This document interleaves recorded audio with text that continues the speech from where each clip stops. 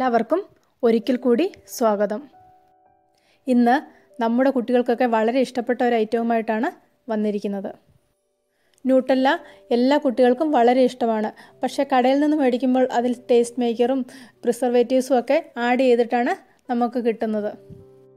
വളരെയധികം ചിലവ് കുറഞ്ഞ രീതിയിൽ നമുക്ക് ഹെൽത്തി ആയിട്ട് ന്യൂട്ടല്ല വീട്ടിൽ തന്നെ ഉണ്ടാക്കിയെടുക്കാം. അതെങ്ങനെയാണെന്ന് നമുക്കൊന്ന് നോക്കാം. ഇതിനായിട്ടൊരു 1/2 കപ്പ് പഞ്ചസാര എടുത്തിട്ടുണ്ട്. ഇത് മിക്സിയിലിട്ടൊന്ന് പൊടിച്ചെടുക്കാം.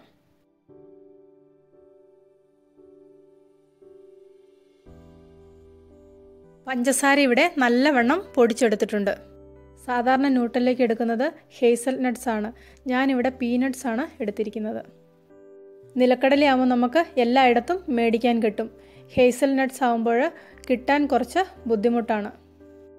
നിലക്കടല കൊണ്ടുണ്ടാക്കിയാലും ഇത് നല്ല ടേസ്റ്റി ആയിട്ട് വരും. 1/2 കപ്പ് കടലയാണ് ഇവിടെ എടുത്തിരിക്കുന്നത്. ഇത് പഞ്ചസാരയുടെ കൂടിയിട്ട് നന്നായിട്ടൊന്ന് പൊടിച്ചെടുത്തിട്ടുണ്ട്. 1/4 കപ്പ് കൊക്കോ പൗഡർ എടുത്തിട്ടുണ്ട്. കൊക്കോ പൗഡർ അഥവാ കിട്ടിയില്ലെങ്കിൽ ഇതുപോലെ ഡാർക്ക് ചോക്ലേറ്റിൻ്റെ ബാർ കിട്ടും. അത് ഗ്രേറ്റ് ചെയ്തെടുത്താലും മതി. നേരത്തെ പൊടിച്ചു വെച്ചിരുന്ന കൂട്ടുകളുടെ കൂടെ കൊക്കോ പൗഡറും കൂടി ഇട്ട് നന്നായിട്ടൊന്ന് മിക്സിയിൽ അടിച്ചെടുത്തിട്ടുണ്ട്. ഈ കൂട്ടിലേക്ക് ഒരു 1/2 ടീസ്പൂൺ വാനില എസൻസും കൂടെ ചേർത്ത് കൊടുക്കാം.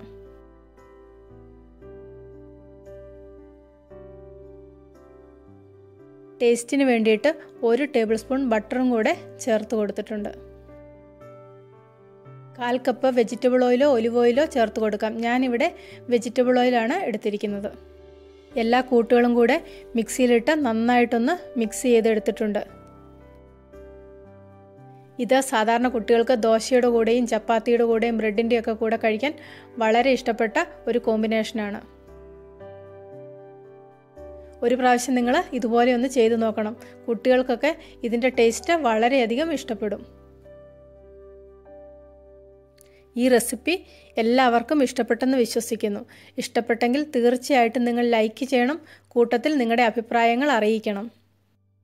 സബ്സ്ക്രൈബ് ചെയ്യാനും മറക്കണ്ട.